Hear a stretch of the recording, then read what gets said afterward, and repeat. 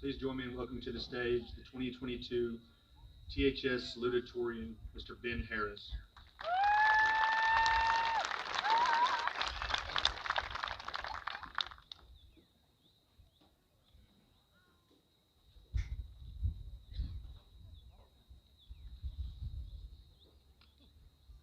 First of all, I would like to say I did not know I was getting this little plaque, and I am so excited about this. The great American author, poet, and civil rights activist Maya Angelou once said, "I've learned that people will forget what you said.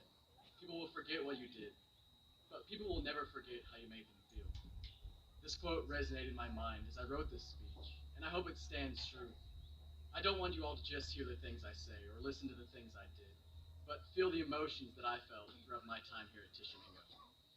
For those of you who don't know me, my name is Benjamin Lee Harris, and I've attended Tishomingo Public Schools my entire life, and I plan on attending college to eventually earn a degree in nuclear engineering.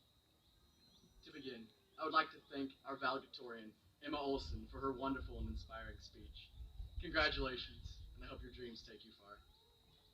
Next, I would like to thank our Lord God above for giving me the opportunity to stand before you all today. Without him, I would be nothing. I hope that I may glorify him in everything I do in this speech,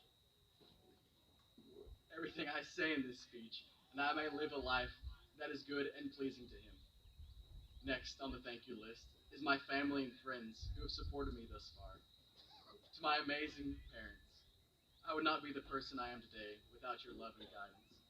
And I wish that everyone was blessed with parents that love me as deeply as you love me.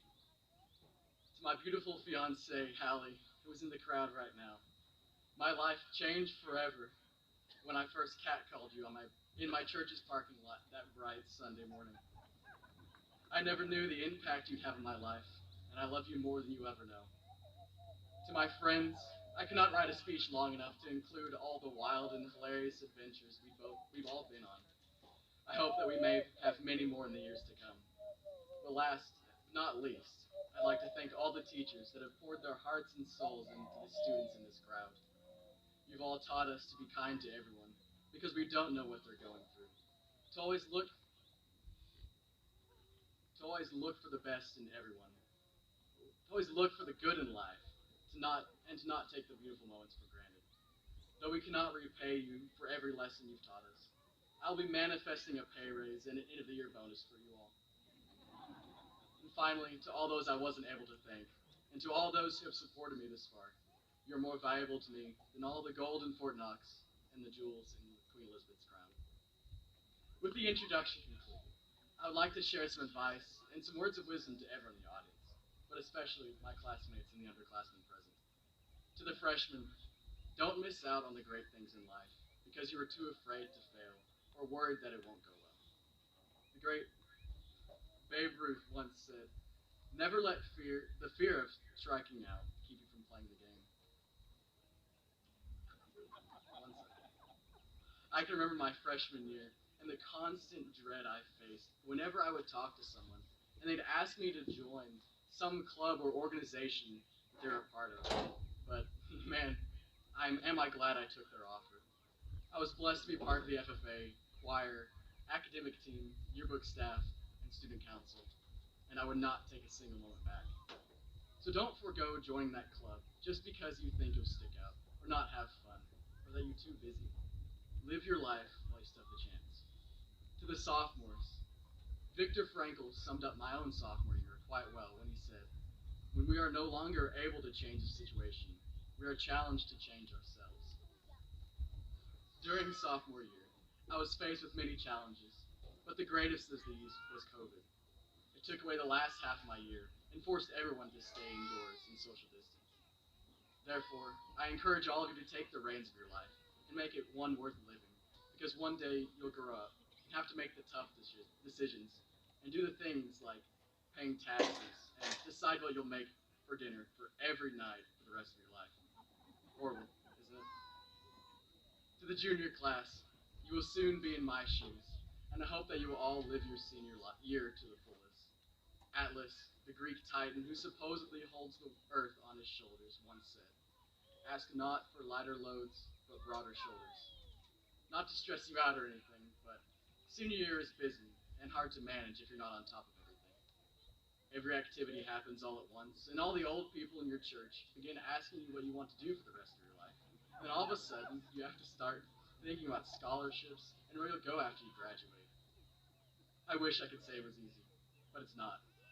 It's a trudge, and it's a marathon, and it can be hard to keep your head above the water. But it's not all doom and gloom. Atlas's encouragement spoke to me, and I hope it speaks to you because we must do exactly as he said. Ask not for lighter loads, but broader shoulders. Do not wish away your final year, because I did exactly that. And now I wish I could have done more and been in more. Be the person that little first grade you would have been proud to be.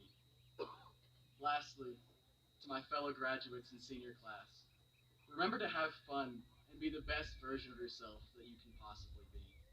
Oscar Wilde says that life is too important to be taken seriously, and I wish I would have realized that sooner.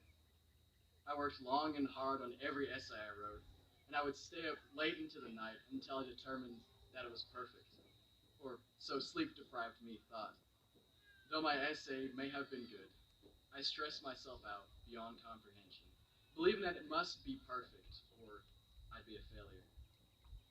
Though our lives are about to get a whole lot more complicated with the aforementioned taxes and dinner planning, don't let yourself fall into the trap of perfectionism.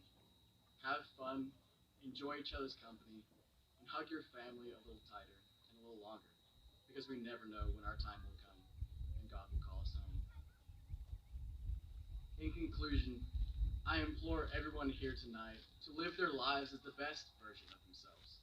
Don't settle on just being okay or good enough, because we will look back on our lives one day and wish that we had done that one thing differently, or spent a little more time in the gym.